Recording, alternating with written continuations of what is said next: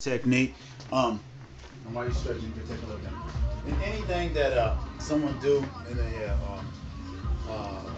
physical capacity where you're working abs, shoulders, back, chest, there's a natural position that athletes get into where your hips rotate back and your chest come up and you make an S with your spine. So your hips tilt back, get a slight bend in your knees, and you like this. So if you're a running back, it's like this. When you're riding your motorcycle, you're like this. If you golf, you're like this. You understand that position right there? That's the most athletic and body ready, everything's locked in position to tell your body from head to toe that you're ready to do something. So no matter what it is that I'm doing, whether it's sit-ups, whether it's shoulders, whether it's back, whether it's playing football, golfing, anything, I get into that position. So what I mean by that is, the way I get into that position in a lane position is that I naturally go ahead and get back. Make sure that I got an arc in my back where I can kind of feel like my hands go underneath it. Make sure my shoulder blades are right between my back. Because in a bench, you don't want to get too far up like this because then you don't get that natural stoppage of your shoulder blades. So there's a little angle right here. It's right here, makes a little triangle, same way both sides. All the way down to your chest? Yeah, come all the way down. You gotta do it. I stretch it all the way down to full range of motion. Now, if you want to work more of the middle part of your chest, which is medial, the wider your grip, the more of the middle. If you want to work more lateral outside to your tricep, the closer in your grip so you go a further distance. A normal neutral power position is basically where your elbows are right up underneath your hand if you come up like this. You see how my elbows are making, right there is making a 90-degree angle right there. You see where it's pretty much 90. So that lets me know I'm in the right position. So when I come up, I got the arc in my back, bring it down right underneath where my nipples will be underneath my chin. As I come backing up over my mouth. So here, backing up over my mouth. Here, backing up over my mouth.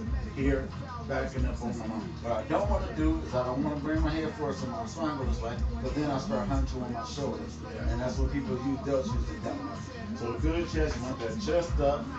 Feet, I can even fold my feet as long as I got this position right here. As long as I got my chest up and I got that arc in my back and I got my chest high and my shoulder blades in, really don't make a difference. Sometimes I fold my feet, sometimes I have to lift my feet.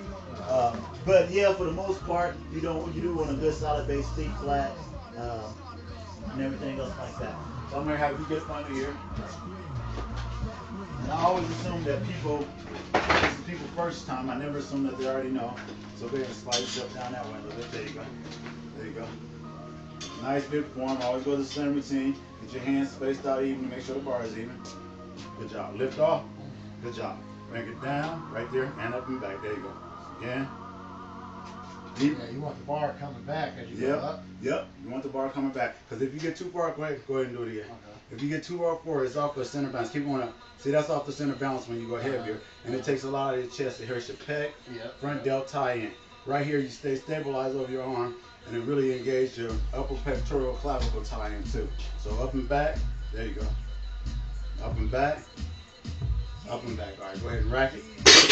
Now what I'm going to do, just to make sure that we got it, I'm going to increase and add a little weight onto it.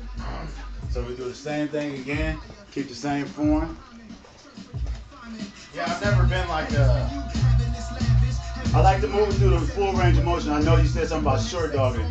Muscles are meant to look good by lengthening. The longer the muscle, you got a stretch factor in the muscle. So if you stretch the muscle, the more power you'll be able to generate to build the muscle. So I always believe in full range of motion. I've always been into like, instead of doing 5 sets of 400 pounds, I'd rather do 20 sets of 200 pounds. Well, you can do that. That's what you do. I just felt like it was... It works different. I'm gonna tell you what it does. It works different capacities of workout. You can work at an aerobic capacity where you're doing a lot of reps. You can do strength capacity, or you can do a explosion capacity. So there's different capacities and different ways to work muscle, but neither one is wrong, just depending on what you're trying to develop and what you're trying to accomplish with the muscle that you're working.